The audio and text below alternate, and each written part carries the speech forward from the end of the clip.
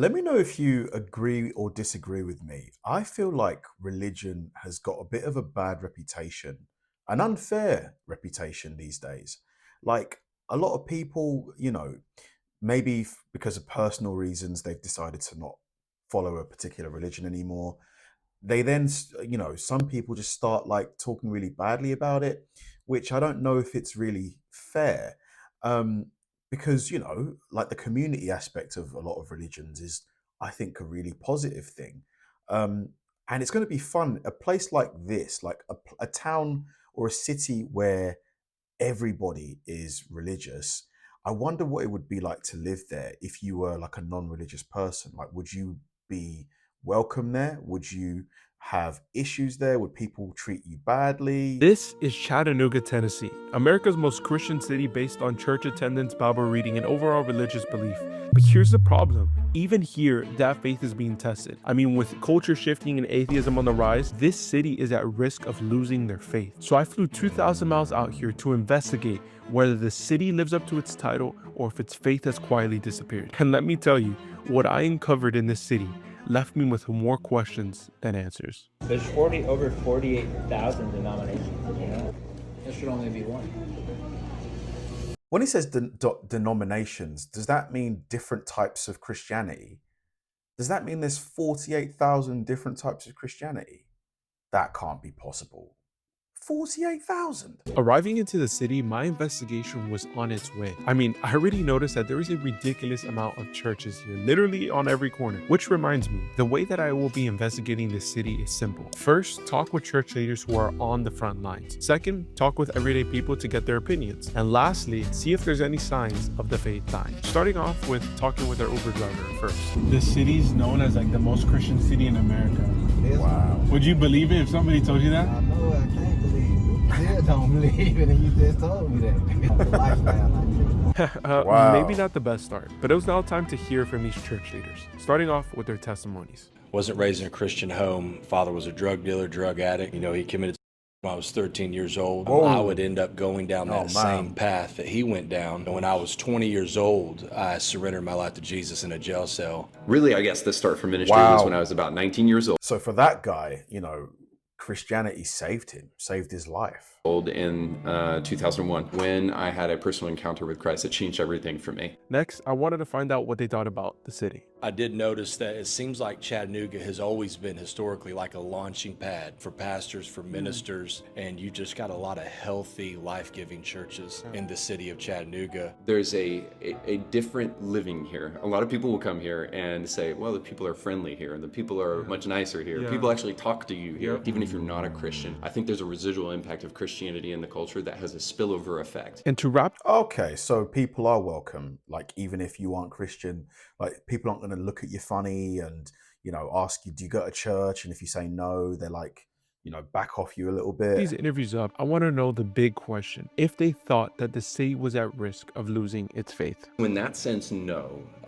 Some people in our modern era think that we have overcome our old superstitions and we no longer need Christianity. I think that idea is constantly being challenged and overturned. I mean, we see it creep in, across, the country, across the nation, for sure.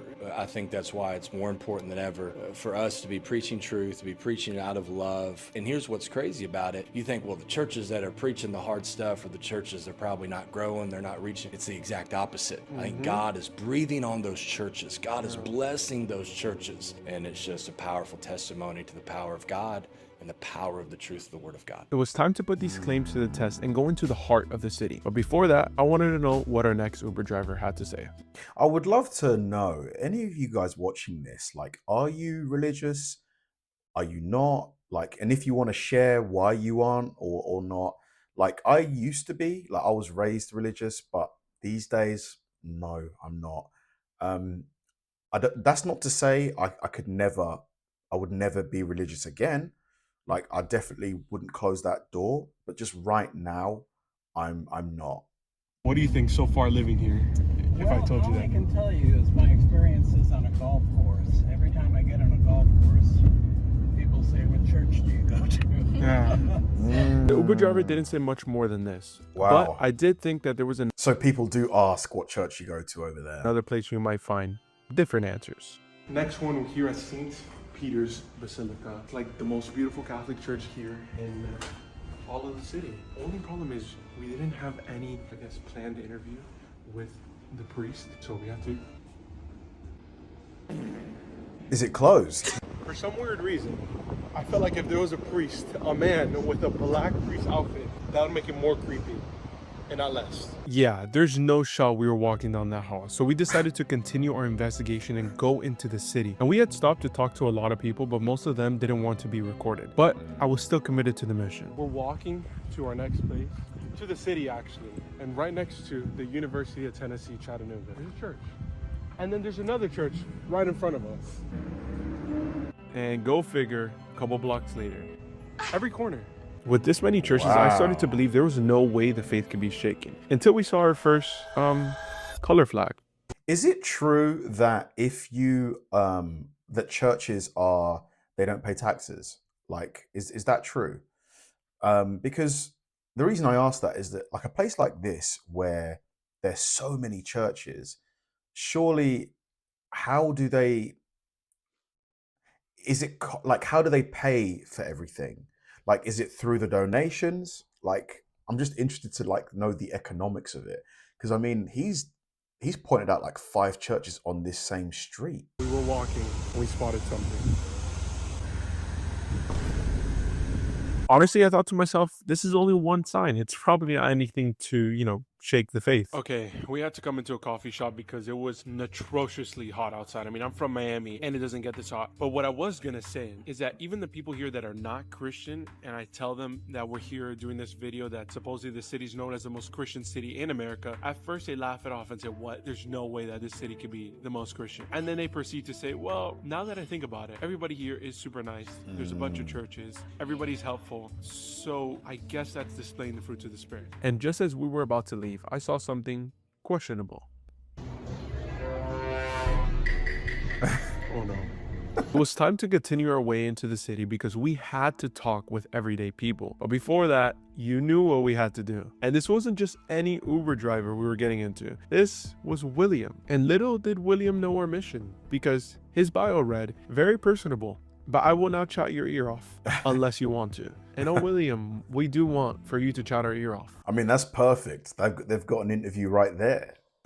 Would you believe it if somebody told you it was the most Christian city? Yes, I would. Pray hard. Oh, I like that. I knew William was going to be different. He had a cup that said pray hard with a cross on it. And seeing this going into the city gave me just that bit of optimism that this city might hold true to its title. And you lived here? You were born here? Grew up My here? whole life. I don't know that I would live anywhere else.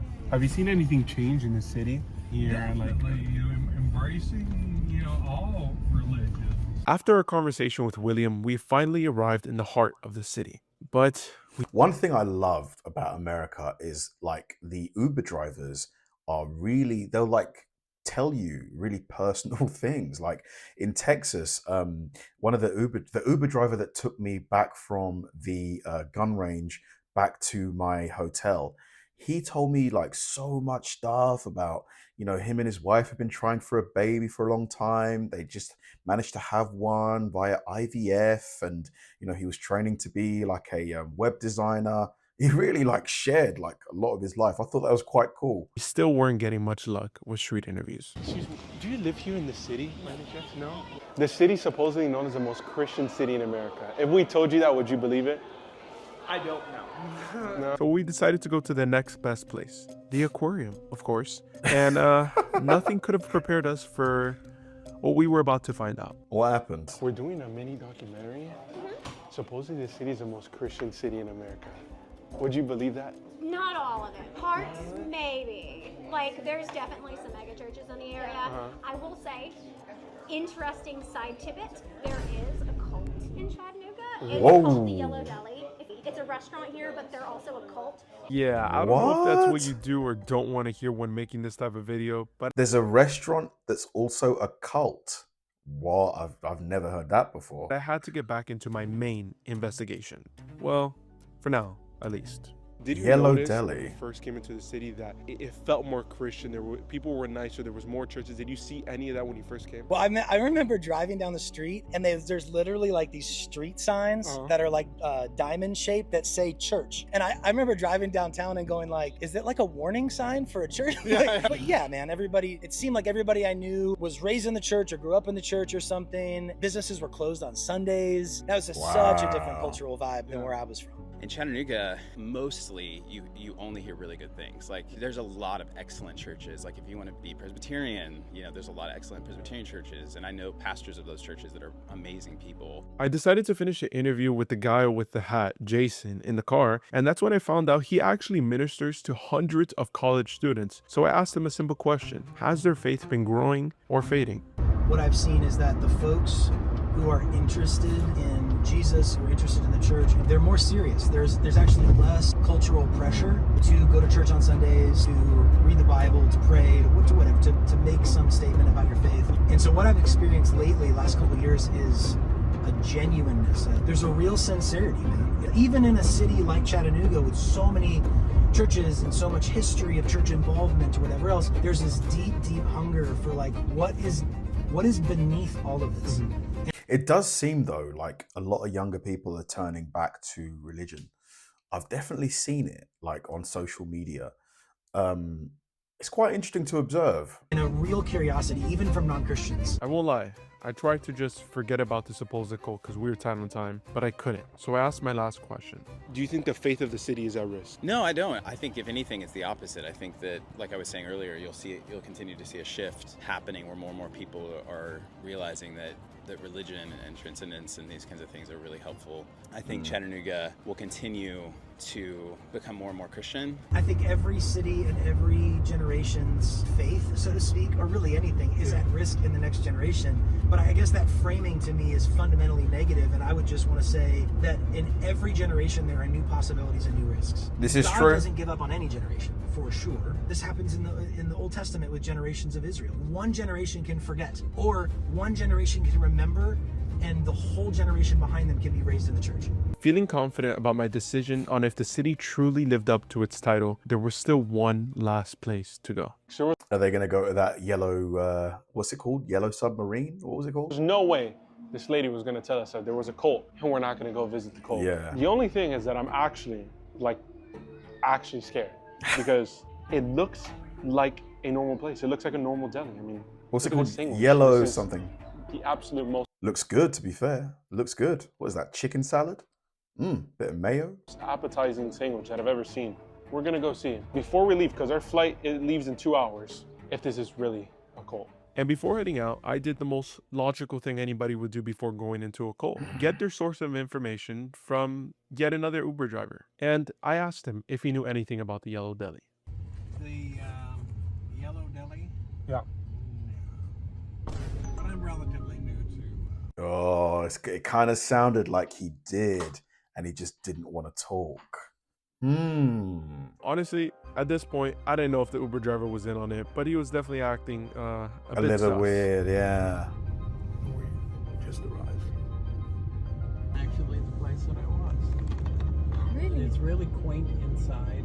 What does that mean? Yeah. The Uber driver definitely knew what's up, but it was now time to walk inside. And as you could tell by my face, as soon as I walked in, the vibe was off. Honestly, the fact he went there is pretty ballsy. You know, like he's in a city he doesn't know very well. It's just him and his friend. Anything could happen right now. Anything could happen. I mean, the best way I could describe it is that I felt like I was in the movie Get Out. And at surface level, everything seemed to be normal until I saw people were looking at us weird. The workers were dressed different, and there was some interesting artwork. Maybe this was me tripping out. I mean, there was no way there's going to be a cult hidden in plain sight. And then I looked at the menu, and it said that they serve the fruit of the spirit. So I asked. So how does that work? Yeah, well, we're just kind of like a big family. It's like a spiritual family. Yeah, like we all believe the same thing. We're all living for the same cause. We're all living for one another, really. At this point, we Okay. weren't able to get everything on camera, but his questions became more and more specific, and it started giving off very eerie vibes. I mean, I've never had a waiter ask, "What's your first name? And what's your last name?" And honestly, for a while, a lot of what he was saying kind of made sense. Well, so this is what I was going to get at, because this is the question. Because what he says in that verse is, not everyone who says, Lord, Lord, shall enter, but he who does the will of my Father. Yep. So how do you know if you're doing the Father's will? Yeah. These verses in Acts are the most descriptive of what the early believers actually did with their lives. Yes. So it can actually give us... I mean, to be fair, it doesn't. This just sounds like the guy, the server. He's very passionate about Christianity. It doesn't really sound like he's trying to recruit the two people, does it? Okay. So it can actually give us a down-to-earth reality. He ended up asking us questions and being there for like 10 minutes, and there were some weird moments, but overall, I'm not gonna lie, bro got me interested, and we were definitely getting recruited. So after we ordered our food, I did some digging. At first, all I found was aesthetic photos and some 5-star reviews. But then I saw the articles, the lawsuits, the YouTube videos. I mean, the Yellow Deli is run by a group called the 12 Tribes, a cult that's been investigated for child and being extreme. And remember what he told me about that they all live together and share their money together? Well, that's only half true, because everybody inside doesn't own anything. They work for free, and the incentive is that they all live in the same house. Yeah, I think what we... So it's kind of like a commune then. So it's kind of like a commune. Like a, you know, they live together, they work together. Walked into was starting to make a bit more sense. I mean, the signs, everybody looking at us weird, and us getting recruited. And I realized we weren't just in a sandwich shop. We had walked into a trap with a menu. So we politely stepped out, and with only about a couple minutes, made our way back to the airport. And as I ran trying to catch our flight, I began to start thinking about everything. The signs, the churches, and now the cult. And for some reason, all I could think about was the words of Christ when he said, "You are the salt of the world." So with just a couple seconds left, we made it to our flight, and I think I was ready to make my decision on the city. Okay, we just made it to the plane by like a literal hair strand, because we got caught up investigating a cult. This video took a turn like I would have never expected. But overall, I mean, being that this is the most Christian city in America, I definitely think it lives up to the name. Even people that are not Christian, they claim that this city has fruits of the Spirit, which I feel like is what us as followers of Christ should exemplify. The fruit of the Spirit before we start talking about Christ and start talking about different stuff. But the city did leave me with one question unanswered, with one rock unturned. But let me know in the comments if you guys want me to uncover. Great video. Really interesting. I mean, it pretty much was what I expected, and probably what you expected. Lots of churches, you know, the people very passionate about religion. I did not expect the Yellow Deli cult aspect of it. But then again, I suppose, what we should have expected it, kind of. When you've got so many different denominations, you're going to have some that kind of veer off into the kind of, how can I describe it, like kooky. Thanks for watching, guys. If you enjoyed the video, please like and subscribe, and I will see you in the next one.